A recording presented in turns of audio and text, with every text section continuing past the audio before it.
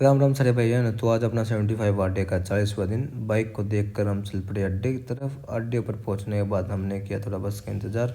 फिर हम बस में बैठ के चल पड़े रोहतक की तरफ। रोहतक पहुंचने के बाद हम चल पड़े हुड्डा पार्क में से अपने दोस्त के होटल पे, क्योंकि आज मेरे दोस्त का कॉल आया कि भाई मेरे पास आ जा। तो होटल पर पहुंचने के बाद हमने देखा कि ये 11 बजे तक सो रहा था। तो पूछा भाई क्या हुआ, तो भाई को लगी हुई थी चोट कड़ में, तो इसलिए भाई ने हमें बुलाया था। तो आज होटल हमने ही संभालना है।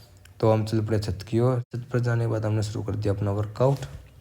फिर छत पर पहुंचने के बाद हमने शुरू कर दिया अपना वर्कआउट में उठो बैठक के मारे 2 सेट 15 के। फिर मारे हमने डिप्स के मारे हमने 2 सेट 10 के। फिर मारे हमने सपाटे मारे हमने 2 सेट 20 के। फिर कर दिया हमने अपना वर्कआउट करके हम चल पड़े नीचे। ऑफिस में आने के बाद मैंने बोला भाई को कि भाई 1 मिनट होटल का ध्यान रखना, मैं जा रहा हूँ बाहर। बाइक उठाकर हम चल पड़े अपने डाइट लेने के लिए। डाइट लेने के बाद मेरे पास आ गया साहिल का कॉल कि भाई कहाँ है। तो मैंने कहा भाई रोते क्यों। फिर भाई के पास जाने के बाद मैंने बताया भाई को अपना रीजन आने का कि भाई मैं आज नहीं आता तो कल तू मेरा ब्लॉग देखता तो बोलता है कि भाई तू आया नहीं मेरे पास। साहिल से बातें करने के बाद हम चल पड़े फिर 14 की तरफ चिराग से मिलने। वहाँ पे जाने के बाद हम मिले चिराग से मिलने के बाद हम चल पड़े उसकी लैब पे जाने के बाद हमने की कुछ बात कंप्यूटर पे। भाई कितने काम आ गया आपको? कितना काम आ गया, कितना काम आ गया। चलो भाई देखो अब मैं क्या करता हूँ। कितना काम आ गया भाई? भाई यहाँ का तो सारा संभाल लेता हूँ मैं, तेरी ये लागत में तो तू कर दिया, हम काम करेंगे। अच्छा। फिर चिराग से बातें करके हम चल पड़े होटल की तरफ, क्योंकि होटल को हमें संभालना है। तो होटल पर जाने के बाद हमने देखा तो ये भाई साहब उठ चुके थे। चल पड़े हम छत पर अपना वर्कआउट शुरू करने के लिए। छत पर जाने के बाद हमने किया अपना वर्कआउट शुरू। वर्कआउट में हमने उठक बैठक के मारे 2 सेट 15 के। फिर मारे हमने डिप्स के मारे हमने 2 सेट 10 के। फिर मारे हमने सपाटे के मारे हमने 2 सेट 15 के। तो भाई अभी तो कर दिया अपना वर्कआउट खत्म। और आज की सेल्फी है ये। और बाल तो हमारे बिल्कुल ख़राब हो जाते हैं जब वर्कआउट करता हूँ ना। और आज मैं आपको एक ज्ञान के बारे में बताता हूँ। पैसा कभी भी रिश्तेदारी में दोस्ती में मत दो, दोस्ती खराब हो जाती है। अरे भाई समझ के बोल रहा हूँ यार, बुरा लगता है भाई।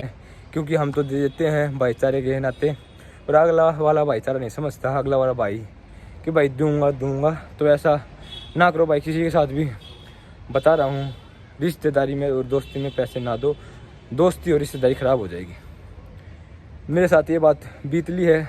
तो अब मैं उससे एक भाई अपना, मैं उससे कुछ कह भी सकता, भाई अपना दिल का लगता भाई है, क्या कहे उसे। कुछ कहें तो हम बुरे, ना कहे जब जिससे हमने पैसे लेके दिए हैं वो हमें गाली बकने ले जाता है, फिर भी हम अपने भाई को तो गाली नहीं दे सकते।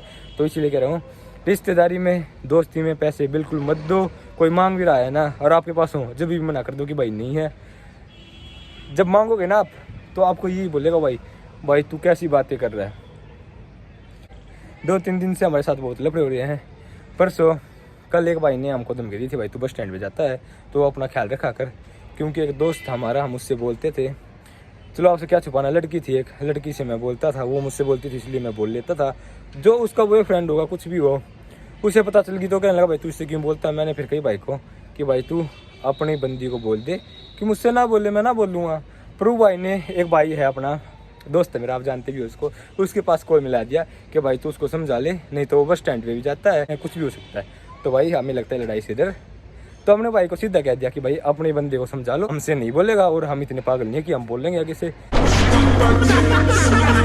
तो आज होटल पे ही हैं, कल चलेंगे सुबह घर पे। तो अभी तो खाना खाएंगे, देखते हैं भाई क्या खिलाता है। गीता में साफ लिखा है कि किसी अच्छे इंसान से गलती हो जाए तो माफ़ कर दो, क्योंकि मोती अगर कचरे में गिर जाए तो भी कीमती होता है।